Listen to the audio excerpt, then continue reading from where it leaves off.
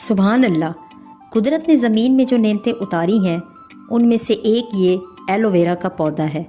یہ قدرت کا ایک انمول تحفہ ہے۔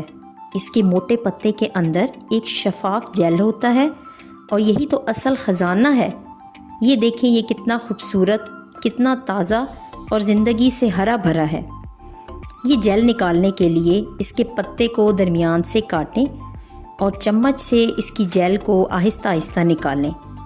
اس کے اندر یہ چھپی جیل قدرت کا ایک انمول تحفہ ہے جو جلد اور بالوں کے لیے ایک قدرتی شفا ہے۔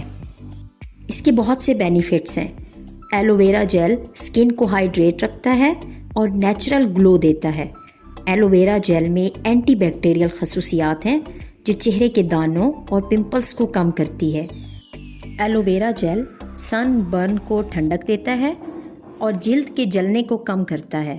ایلو ویرا جیل ایک نیچرل اینٹی ایجنگ ہے۔ روزانہ تھوڑا سا ایلو ویرا جیل لگانے سے چہرے کی جھریاں کم ہوتی ہیں اور آپ کی سکن جوان نظر آتی ہے۔ استعمال کا طریقہ: چہرے کے لیے رات کو سونے سے پہلے چہرے پر لگائیں، صبح نیم گرم پانی سے دھو لیں۔ بالوں کے لیے بالوں کی جڑوں پر لگائیں اور 30 منٹس کے بعد ہلکے سے شیمپو سے دھو لیں۔